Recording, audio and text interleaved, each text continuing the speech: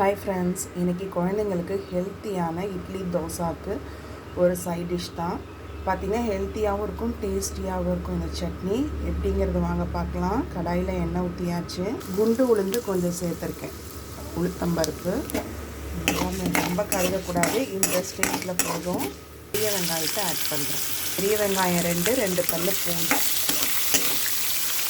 அதிகம் பெரிய வெங்காயம் வேண்டாம், 2 பெரிய வெங்காயம் போதும். எங்கள் ஃபேமிலியில் 5 பேர். அதுக்கு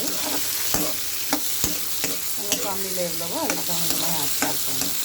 அடுத்தது பச்சை மிளகாய் ஆட் பண்ணியிருக்கேன். பச்சை மிளகாய் போல் வரமிளகாய் கூட ஆட் பண்ணிக்கலாம். கொஞ்சம் சட்னி க்ரீனாக இருக்கணும் அப்படின்ட்டு. எவ்வளோ ஹெல்த்தி அப்படின்னு பார்த்தீங்கன்னா, இதில் கொத்தமல்லி தழை, புதினா, அப்புறம் கருவேப்பிலை 3மே ஆட் பண்ண போகிறோம். 3மே ஆட் பண்ணுறோம். புதினா, கொத்தமல்லி, கருவேப்பிலை. கொத்தமல்லியோட காம்பும் நாங்கள் வேஸ்ட் பண்ண மாட்டோம், ஏன்னா காம்புலேயும் சத்து அதிகம் இருக்கிறதுனால வேரை மட்டும் கட் பண்ணிவிட்டு பாருங்கள், காம்பு ஆட் பண்ணியிருக்கோம். கொஞ்சம் புளி, சட்னிக்கு தேவையான அளவு உப்பு. இந்த ஸ்டேஜில் 2 தக்காளி ஆட் பண்ணுறோம். நல்லா மிக்ஸ் பண்ணி விடுங்க. தக்காளி கொஞ்சம் வேகட்டும். இது ஏன் ஹெல்த்தின்னு சொன்னேன்னா, இதில் உளுத்தம்பருப்பு இருக்குது, கொத்தமல்லி தழை இருக்குது, கருவேப்பிலை இருக்குது, புதினா இருக்குது, பூண்டு இருக்குது.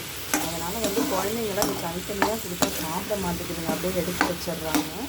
இந்த மாதிரி நீங்கள் கிரைண்ட் பண்ணி சட்னி, இட்லி, தோசை, சப்பாத்தி இந்த மாதிரி வச்சு சாப்பிட்டீங்க அப்படின்னா எல்லா சத்துமே குழந்தைங்களுக்கு செய்யும்.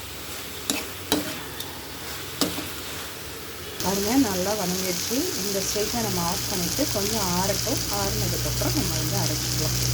பாருங்க, ப்ளைட்டில் கொட்டி ஆற வச்சாச்சு. ஏன்னா குழந்தைங்க சீக்கிரம் ஸ்கூலுக்கு போகணும் பார்த்தீங்களா, டைம் ஆயிடும். அதனால் நான் ப்ளைட்டில் ஆற வச்சுருக்கேன். மிக்ஸி ஜாருக்கு ட்ரான்ஸ்ஃபர் பண்ணியாச்சு. சட்னி ரெடி. இப்போ நம்ம கொஞ்சம் தால்சம் பண்ணி வைக்கலாம். பாருங்கள், தால்சத்துக்கு ரெடி ஆகிட்டுருக்கு. கருவேப்பிலை பாருங்கள், நம்மளோட ஹெல்த்தி சட்னி ரெடி ஆகிடுச்சு. அதாவது இது ரொம்ப ரெட்டாகவும் இருக்காது, க்ரீனாகவும் இருக்காது, மைல்டாக இருக்கும். இதில் எல்லாமே கலந்துருக்கு. 3 க்ரீன் லீஃபும் கலந்துருக்கு. நீங்களும் ட்ரை பண்ணி பாருங்கள் ஃப்ரெண்ட்ஸ். தேங்க்யூ, பாய்.